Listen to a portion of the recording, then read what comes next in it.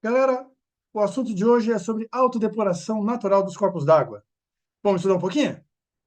Então vamos lá. Solta a vinheta, Lucas.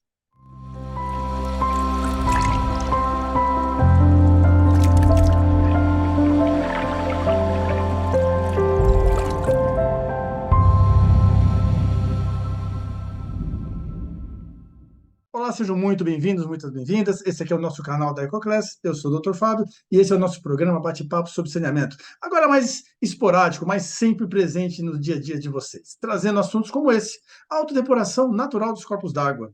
O lançamento de esgoto, seja ele tratado ou não, vai causar um impacto no ambiente aquático. Nossa intenção é que após o tratamento, nas estações de tratamento de esgoto, esse impacto seja minimizado, mantendo as qualidades da vida aquática e da própria qualidade da água. Porém, o estudo da autodepuração dos corpos d'água é que vai nos permitir compreender como que esse ambiente, como esse corpo que receberá esse efluente tratado ou não, vai se comportar, sobretudo no que se refere ao consumo de oxigênio. Vamos começar a estudar um pouquinho. Galera, então a gente vai começar a falar um pouco sobre a autodepuração dos corpos d'água. Vamos lá, vamos antes fazer uma boa contextualização? Então vamos lá. Quais são os principais fenômenos que acontecem no ambiente aquático no que se refere ao consumo de oxigênio? São capazes aí de elencar? Já vou lá dizendo que são três que eu vou citar aqui para vocês. Pensem aí um pouquinho. Sabe? Se vocês disseram oxidação da matéria orgânica, respiração, consumo da DBO, consumo da matéria orgânica, beleza? Processo oxidativo aeróbio da matéria orgânica envolve o consumo de oxigênio. Então, vamos lá. Qual que é o segundo? Nitrificação, a conversão da amônia a nitrito e do nitrito a nitrato, feito por bactérias quimiosintetizantes aeróbias, envolvendo também o consumo de oxigênio. E, por fim, não muito comum no nosso dia a dia, mas a demanda bentônica. Galera, a demanda bentônica se refere à demanda que ocorre lá embaixo, no sedimento. O esgoto, próximo slide vai ficar até mais claro. O esgoto, ele possui sólidos em suspensão e boa parte dessas partículas com massa suficiente para provocar a sedimentação. São sólidos sedimentáveis, que vão lá para o fundo, formando o leitinho lá do... Leitinho é bom, né? O lodinho no fundo do corpo d'água. Esse lodo no fundo do corpo d'água, ele é composto por matéria orgânica. O que ocorre então?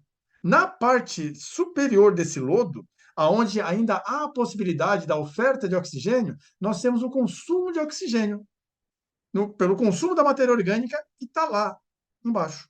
Agora, eventualmente, a chuvas, aumento de vazão repentina e por conta de eventos chuvosos podem provocar uma revoada desse revoada parece coisa de passarinho, né? Ou pode provocar um levantamento desse lodo dessa matéria orgânica, que volta à parte aquática, à parte aquosa, e também se oferece como matéria orgânica a ser oxidada, a ser, portanto, a promover, portanto, o consumo de oxigênio. Assim, a oxidação da matéria orgânica, a nitrificação e a demanda bentônica são três fenômenos biológicos que acabam envolvendo o consumo de oxigênio.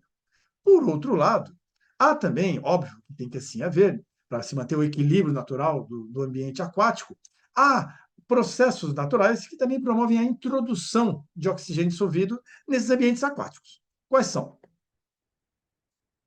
Reaeração atmosférica, o princípio até das lagoas de estabilização. E isso no nosso país é até muito favorecido, porque nós temos um bom regime de vento. Quanto maior a área superficial do corpo d'água, maior é a possibilidade das massas de ar em movimento, vulgo o vento, empurrar o oxigênio com mais força para dentro d'água, promovendo a introdução do oxigênio atmosférico para a fase líquida, transformando em oxigênio dissolvido. Além da reaeração atmosférica, nós temos fenômenos da fotossíntese. Fotossíntese são processos naturais que ocorrem na transformação do gás carbônico. E o que mais? Vocês lembram? A linha de biologia. Gás carbônico mais água mais o quê?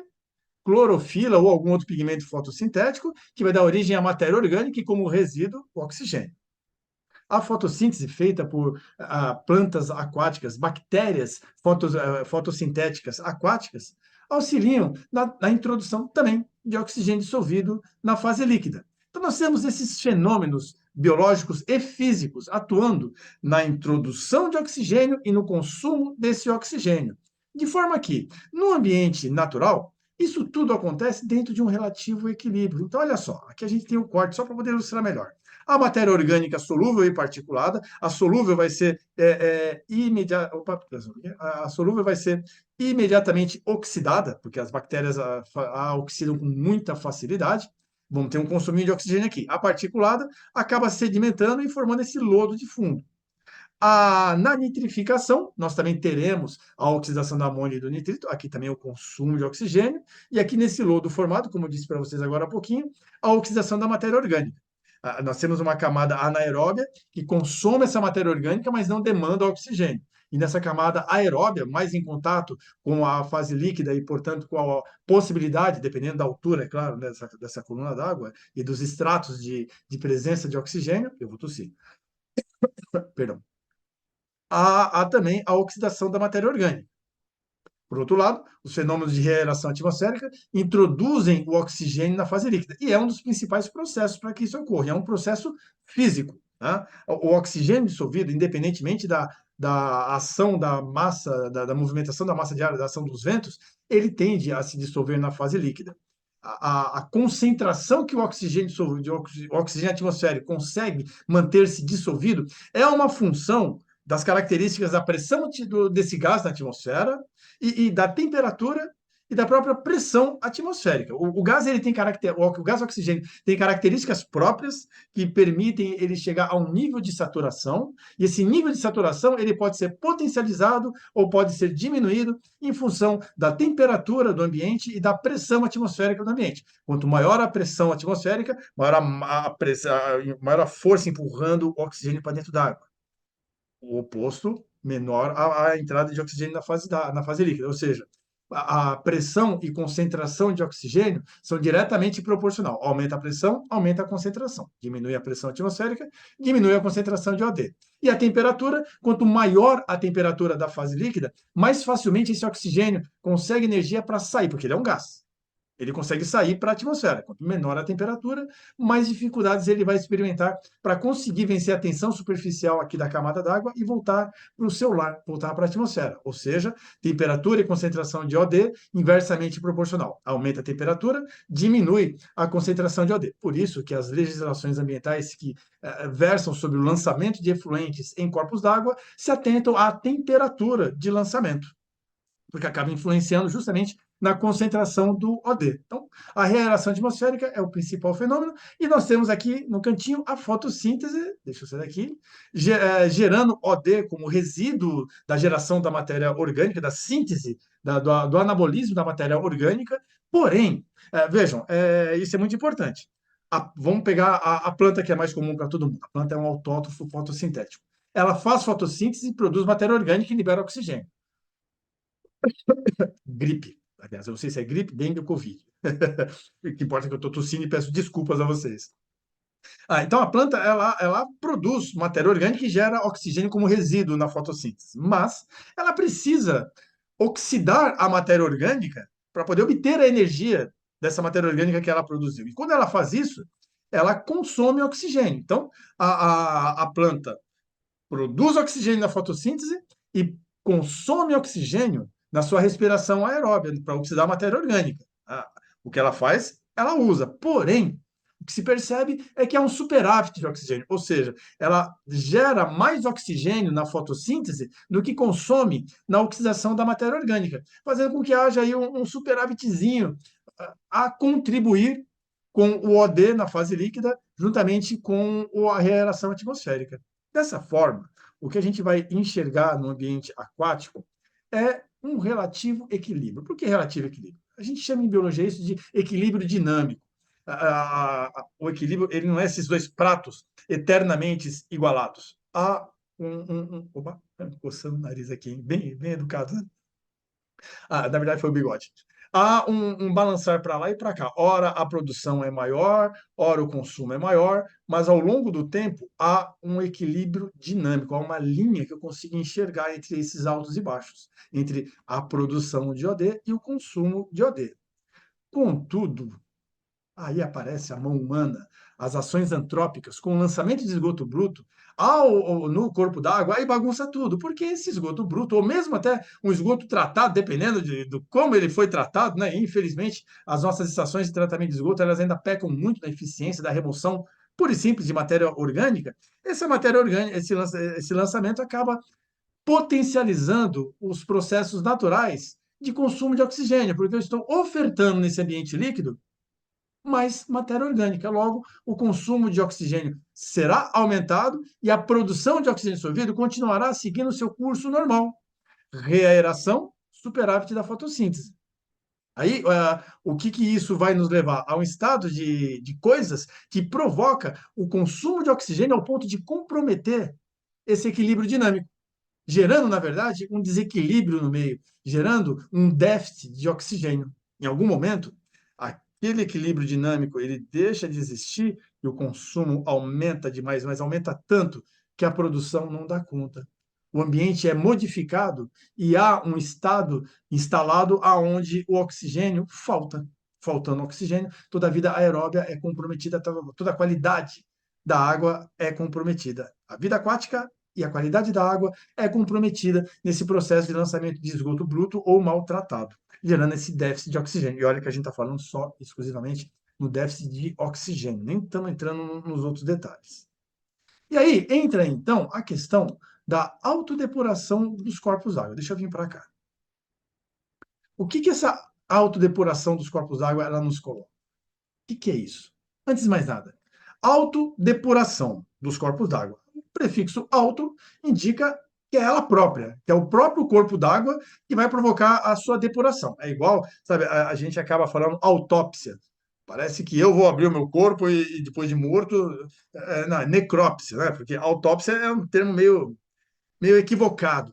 A autodepuração dos corpos d'água é um fenômeno aonde há um restabelecimento daquele equilíbrio dinâmico levado a cabo por mecanismos essencialmente naturais. Há uma perturbação nesse equilíbrio por conta do lançamento de efluentes com alto grau de matéria orgânica, porém, há na sequência um reestabelecimento do equilíbrio perdido. Como que isso se dá? Opa, aqui.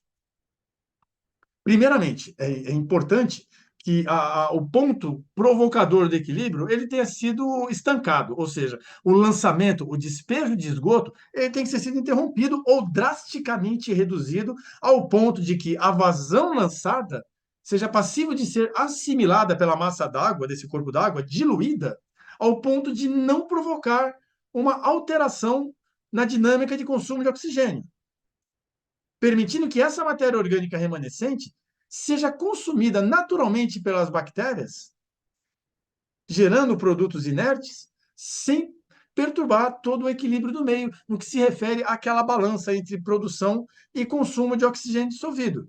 Dessa forma, o que a gente tem é um ajuste, um reordenamento do déficit de oxigênio. O ambiente aquático recupera o seu equilíbrio natural. Ele mantém-se novamente em condições de ostentar a vida aquática em seus domínios. Esse processo de autodepuração, ele acontece sempre ao longo do tempo. Então, eu tenho lá um corpo d'água, um ponto de lançamento, ele vai acontecer daqui para cá ao longo do tempo, na direção longitudinal do curso d'água, e o tempo barra distância necessária para que ele ocorra é muito em função das características desse corpo d'água, sobretudo vazão, e da massa de esgoto que foi lançada lá no início. Então, isso é muito importante. Porém, antes dessa autodepuração acontecer, no decurso do trabalho do corpo d'água em promover o restabelecimento dos níveis de oxigênio satisfatório, vencendo o déficit provocado, há uma série, na verdade, uma série, não, há três estágios que são facilmente identificáveis nesse corpo d'água. São as zonas de autodepuração. Então, nós temos. Opa, deixa eu sair aqui. A primeira, que é a zona de degradação, é aquela que está toda lascada, que coincide com o ponto de lançamento do esgoto. Perdão. Então, o ponto de lançamento de esgoto, a área que se segue a massa de rio que se segue, de água de rio que se segue, estará prejudicada, altamente prejudicada, por conta do lançamento do esgoto. A gente vai ter inicialmente a diminuição da concentração do OD até chegar ao ponto de que essa diminuição da concentração do OD é máxima. Então a gente chega na zona de decomposição ativa, aonde nós vamos enxergar processos de anaerobiose, onde a vida aeróbia não tem mais espaço, apenas a vida anaeróbia, por mecanismos outros de oxidação da matéria orgânica que não envolvam o oxigênio como aceptor final de elétrons, seja usando nitratos, sulfatos, gás carbônico ou mesmo a fermentação, é que vão consumir a matéria orgânica. Nós temos o predomínio do metabolismo anaeróbio. Para, na sequência, sairmos desse caos e entrarmos numa zona de recuperação. Em algum momento aqui, ao longo dessa zona de decomposição ativa, o lançamento de esgoto é minimizado, é diminuído, seja porque estações de tratamento de esgoto estão agindo protetivamente, seja porque simplesmente o volume de esgoto gerado pela localidade é menor e o corpo d'água está conseguindo assimilá-lo e diluí-lo. O fato é que essa zona de recuperação, a gente percebe que os níveis de oxigênio começam a aumentar até chegar a um ponto da chamada águas limpas, onde essa concentração de OD torna-se igual à concentração de OD antes da zona de degradação. Então, olha só, aqui a gente tem uma zona de águas limpas, alta concentração de oxigênio dissolvido, baixíssima concentração de DBO. Lançamento de esgoto, zona de degradação. Aqui começa o início do fim desse corpo d'água, por alguns metros, alguns quilômetros, vai saber, né? O fato é que nessa zona de degradação, os níveis de oxigênio começam a cair e a concentração de DBO sobe para caramba. Aqui na zona de decomposição ativa, a gente tem um mínimo de OD. E o oxigênio dissolvido, a DBO está começando a dar indícios de queda, porque muito provavelmente, se está no final da zona de decomposição ativa, está se iniciando a zona de recuperação, é porque esse lançamento de esgoto está sofrendo alguma alteração, ou no seu volume ou na sua qualidade, permitindo entrar nessa zona de recuperação, aonde os níveis de oxigênio começam a se restabelecer e os níveis de DBO continuam a cair até chegar novamente nessa zona de água limpa, aonde a DBO volta aos patamares iniciais e o oxigênio dissolvido aos patamares iniciais. Isso aqui tudo, todos esses fenômenos aqui, compõem o que chamamos de autodeporação dos corpos d'água. Vamos dar um exemplo aqui. Isso aqui é um corpinho d'água, bem mal desenhado. E aqui nós temos uma região metropolitana, de qualquer estado que seja, altamente povoada. Olha só, é prédio, é casa, não dá nem para ver o chão. Nessa região metropolitana, nós temos um lançamento maciço de esgotos. Dependendo da cidade, esse esgoto ele vai ser um pouquinho tratado, quase nada tratado, mais ou menos tratado, enfim. O fato é que, independentemente do grau de tratabilidade, de coleta e tratamento, mesmo nas regiões mais bem estabelecidas no ranking, nós temos ainda na região metropolitana como um todo uma alta carga de esgoto sendo lançada. Se eu pegar, por exemplo, São Paulo, o estado de São Paulo, que figura entre os estados naquele mais bem pontuado em termos de coleta e tratamento de esgoto, e a gente olhar para os nossos rios urbanos daqui, Tietê, Tamanduateí, Pinheiros, eles são todos poluídos, mesmo com um alto nível de coleta e tratamento, porque mesmo que seja 80% de coleta e desses 80%, 70% seja tratado, o que sobra ainda é suficiente para provocar o efeito de poluição dos corpos d'água. O fato é que, antes da região metropolitana, esse rio urbano, ele tinha vida. Níveis de OD alto, pouquinha matéria orgânica.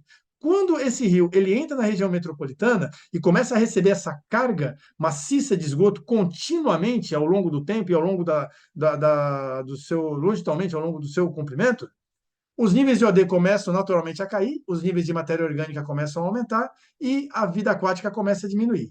A gente vai perceber que há um vazio aqui, onde a gente não enxerga mais vida aquática, em boa parte do rio, nessa região metropolitana, porque aqui nós temos um estado de anaerobiose. Porém, saindo da região metropolitana, o lançamento de maciço de esgoto diminui, a matéria orgânica, portanto, sua concentração diminui na fase líquida, e o oxigênio dissolvido começa a dar indícios de que vai começar o seu restabelecimento. Quando a gente chega, esse rio ele chega em cidades do interior, onde tem uma baixa densidade demográfica, onde o lançamento de esgoto é em menor quantidade, em menor volume, portanto, menor massa de matéria orgânica aportada nesse corpo d'água, isso não afeta o que vem ocorrendo em termos de autodepuração. O rio, ele continua dando sinais de recuperação, porque ele está conseguindo assimilar essa carga que está sendo introduzida, que é muito menor do que essa que foi introduzida. Ou seja, o que ele está fazendo aqui? As bactérias estão comendo o que sobrou daqui e veio para cá, mais o que está vindo agora. E elas estão comendo de boa. Não está causando um déficit de oxigênio. Está dentro ali dos limites, ao ponto de que daqui a pouco a gente tem novamente o restabelecimento da qualidade desse corpo d'água antes dele entrar na região metropolitana.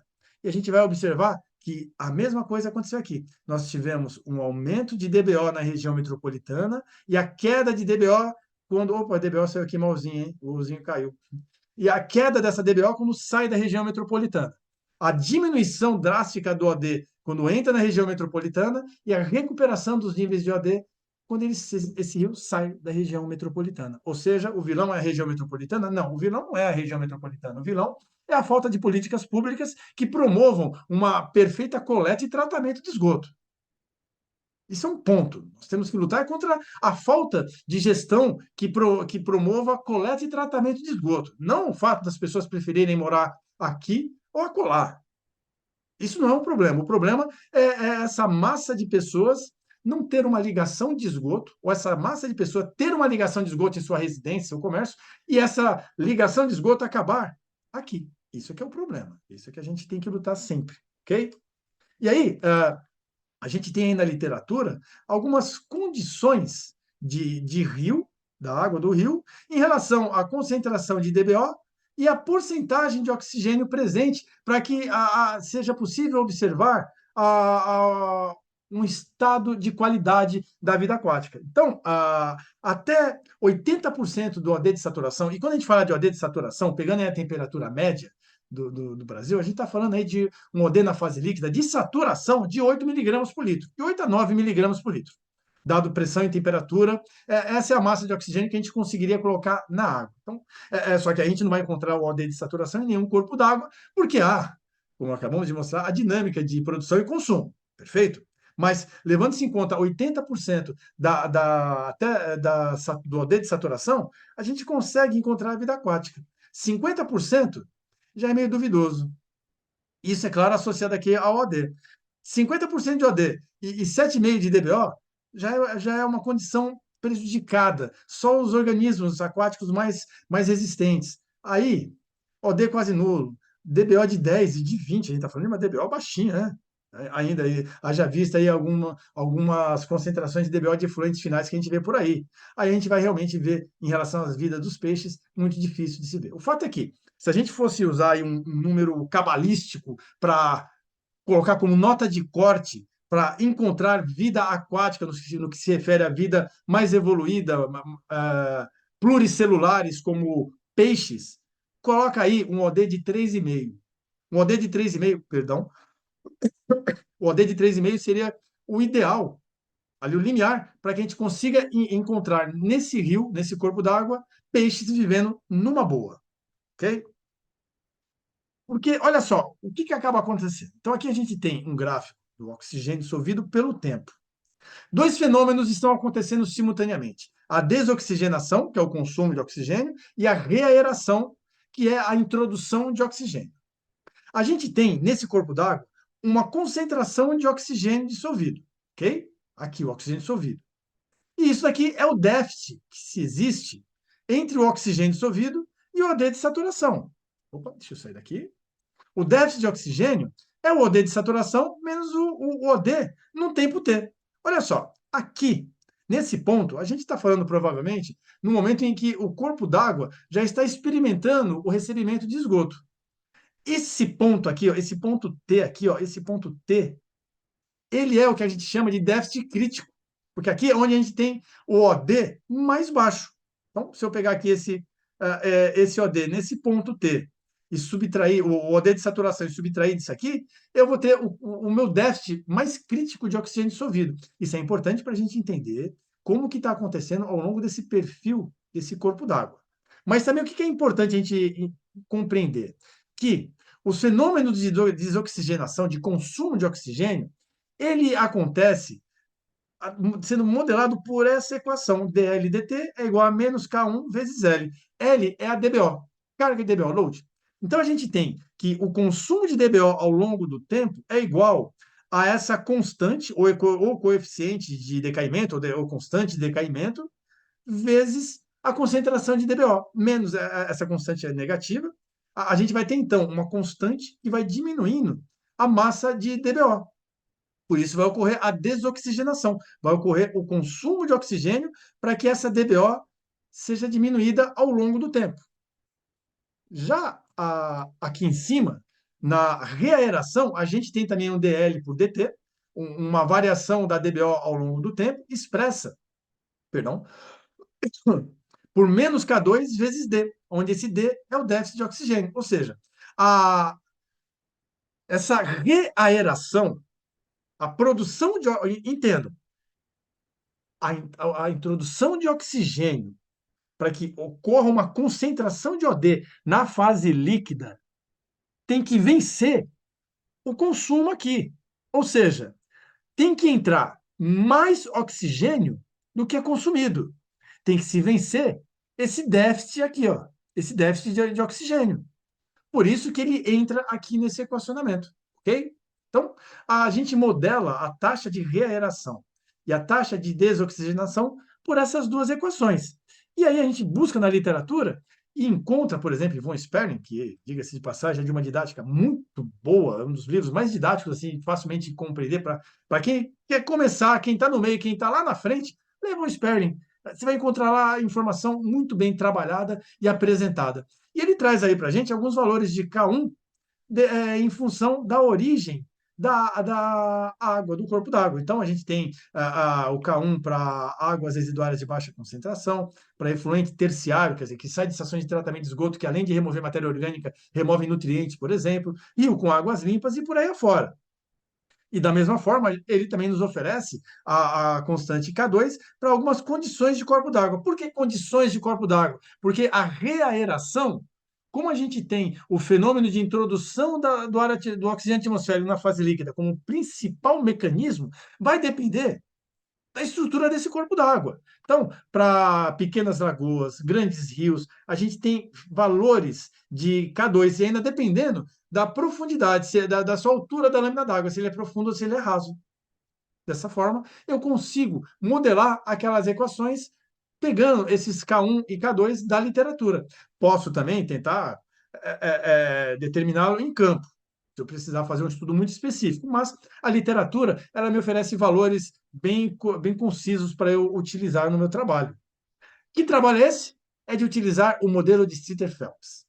O modelo de Streeter-Phelps é uma das primeiras formulações matemáticas, data lá de 1925. E foi a primeira a oferecer um equacionamento para calcular o perfil de oxigênio dissolvido ao longo do tempo após o lançamento de esgoto.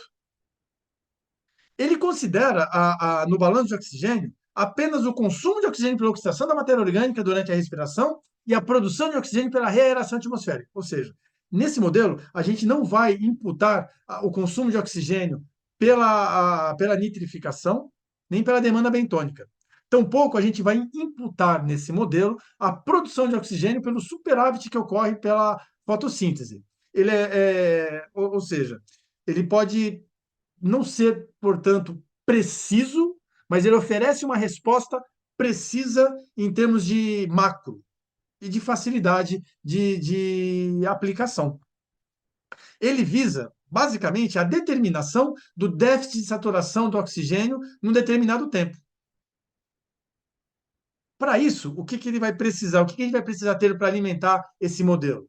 A gente vai precisar ter a DBO no ponto de lançamento, quer dizer, a DBO do efluente tratado, do esgoto bruto, do efluente industrial no ponto de lançamento, a taxa de aeração e a taxa de desoxigenação K1 ou K2, que eu vou buscar na literatura para que se encaixe dentro dessas condições que eu estou estudando, e o déficit de oxigênio no ponto de lançamento. E aí também, isso eu vou mostrar para vocês que a gente consegue determinar. Ok? Só para ter uma ideia, a DBO, no ponto de lançamento, o que eu estou chamando aqui de LA, é dado por essa equaçãozinha aqui de mistura, bem básica. O que eu preciso saber? A vazão do rio, a DBO do rio. A vazão do esgoto, efluente industrial, efluente de estação de tratamento de esgoto, e a DBO dessa água residuária. A vazão do rio, eu posso ser mais ou menos exigente. Eu posso usar a vazão de rio que eu achar lá em algum site rapidinho, ou eu posso querer usar a vazão Q710 para refinar mais esse meu perfil de oxigênio dissolvido ao longo do tempo. Ok? Perdão. Preciso, portanto, desses dados para determinar a DBO no ponto de lançamento, porque é muito claro, né, galera? Aquele ponto de lançamento, o rio já está chegando com uma DBO e o efluente a ser lançado está entrando com outra DBO. Ele tem a sua vazão, o rio tem a sua vazão, eu vou gerar uma nova concentração de DBO naquele ponto. E isso vale também aqui, ó, para o déficit de oxigênio no ponto de lançamento. O déficit de oxigênio é o OD de saturação menos o OD desse tempo T, que é o momento do lançamento. E aí a gente obtém da mesma forma. O OD de, esse déficit de oxigênio vai ser o OD de saturação. Esse tempo T aqui nada mais é do que o ponto de lançamento, que é o ponto de mistura, aonde o efluente industrial vai se misturar com a água do rio. Portanto, o OD de mistura será dado por esse mesmo equacionamento aqui de diluição. Aonde o que eu vou precisar saber? A vazão do rio, o OD do rio, a vazão do esgoto, efluente industrial ou efluente industrial, e o OD do efluente industrial ou do esgoto. Tendo esses valores, eu consigo alimentar o modelo de Slater-Phelps. E aí, como que se baseia esse equacionamento, esse fenômeno? Bom, como eu falei para vocês agora há pouquinho, lá mostrando o gráfico, uns slides atrás, os fenômenos de reação e consumo de OD, eles ocorrem simultaneamente. Se eu colocar os dois numa única fórmula, eu vou ter isso, que o déficit, a variação do déficit de oxigênio ao longo do tempo vai ser igual ao K1 vezes a DBO menos o K2 vezes o déficit de oxigênio. Se eu pegar essa equação e trabalhá-la e integrá-la, eu vou chegar nisso aqui. Ó. Isso aqui, essa equação, representa a diferença entre o consumo e a produção. E aí a integração dessa equação, variando no tempo e na DBO, me dá origem a esse equacionamento. Essa aqui é a equação de Slater-Phelps. Então, vamos lá. Vou dar um exemplo para vocês, porque fica mais claro quando a gente tem exemplo para entender, não é mesmo? Vou pegar aqui um corpo d'água, onde a vazão do rio 38 litros por segundo, a DBO, desculpa, esquece, rebobina a fita. A vazão do rio, a montante do ponto de lançamento aqui, 24.320 litros por segundo, boa vazão, né? A DBO de 1 miligrama por litro, OD de 7 miligramas por litro, OD de saturação, dada a pressão e temperatura do local, 8 miligramas por litro. O OD mínimo que eu quero estabelecer é de 3,5 miligramas por litro, para poder ter vida aquática. A velocidade do rio é importante, daqui a pouco eu explico por quê, 0,14 metros por segundo. O efluente que vai ser lançado aqui será lançado a uma vazão de 38 litros por segundo, com uma DBO de 24.320 miligramas por litro. Dá até vontade de tossir, né? Ah, que pancada, né? Que porrada que não está dando nesse rio. Só que olha a diferença aqui de vazão, né? Vai diluir. Será? Até pode, mas vamos ver como que funciona? O impacto dessa porrada aqui no rio, porque o OD que esse efluente leva é zero. E esse lançamento vai ocorrer a 145.152 metros distantes da sua fossa. Ou seja, lá na frente ele vai desembocar no outro rio. Ok? O que eu preciso ter ainda? Eu preciso ter os dados cinéticos. Eu vou adotar o K1 como 0,1 dia menos 1, e o K2 é 0,2 dias a menos 1. Vou calcular a minha DBO em ponto de mistura, usando aquela equaçãozinha que eu mostrei para vocês, que vai dar 40 miligramas por litro. Então, vejam, se eu misturar essa DBO nessa vazão com essa DBO nessa vazão, eu tenho uma DBO aqui, nesse ponto X, de 40 miligramas por litro. O OD de mistura também. Se eu pegar esse OD de mistura com essa vazão, misturar com esse OD aqui, que é o OD do rio, com essa vazão, eu vou ter 6,99 miligramas por litro. E o meu DA vai ser, meu déficit de oxigênio vai ser só de 1 miligrama por litro. Ou seja, isso daqui menos o 8. O que eu quero pelo menos visualizar? Em que momento que eu estabeleço ao longo do percurso longitudinal desse corpo d'água um OD de 3,5, que é onde eu consigo já jogar peixinho lá e eles crescerem. Quanto tempo que eu vou monitorar esse corpo d'água? 12 dias. Porque 12 dias é o tempo que ele demora para chegar no outro corpo d'água, chegar na sua fossa. Por que que 12 dias? O que que é isso? Isso aqui leva-se em conta a velocidade do corpo d'água e sua vazão. Por isso que é interessante a gente enxergar a vazão. Porque aí eu tenho aqui, ó, a distância dele, ó. Se eu pego esses dados, eu consigo chegar ao número de 12 dias. Eu vou monitorar ao longo de 12 dias esse perfil de OD. Então, o que que eu vou fazer? Eu vou pegar todos aqueles dados, vou lá no Excel, pego a equação de Sitter-Phelps e alimento. E eu vou colocar o dia aqui de meio e meio até 12. Zero dia, meio-dia, um dia e meio, dois, até 12 dias. Vou calcular o déficit no tempo T de cada um desses dias e vou calcular o OD também em cada um desses dias, levando em conta o déficit e a saturação. E aí, depois disso, eu vou pegar todos esses dados que eu obtive aqui de tempo e de. Opa, deixa eu colocar aqui, que eu acho que não me atrapalha. Eu vou colocar aqui, então, no eixo Y, a concentração de oxigênio dissolvido e o tempo até 12. E olha só o que que a gente vai ter, então.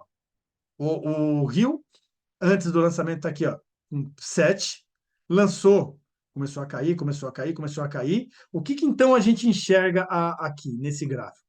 Que aqui, ó, é a nossa zona de degradação, esse pedaço aqui. Os níveis de OD começam a cair. O impacto já está sendo instalado no ambiente aquático. O desequilíbrio no consumo e produção de oxigênio começa a ser instalado. Na sequência, eu tenho a zona de decomposição ativa, aonde esse desequilíbrio ele é máximo ao ponto de criar uma zona de anaerobiose.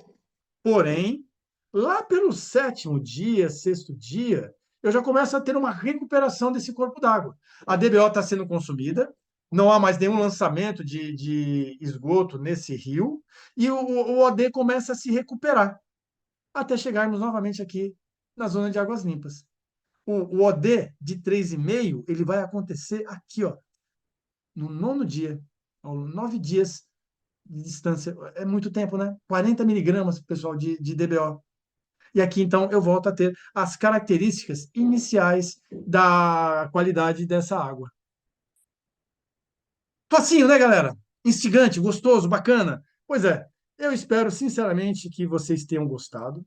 E mais do que nunca, compartilha, curte aí esse nosso vídeo, manda para os seus colegas, siga-nos em nossas redes sociais. Nós temos no nosso site toda a nossa plataforma de cursos ao longo do cronograma de cursos ao longo do ano.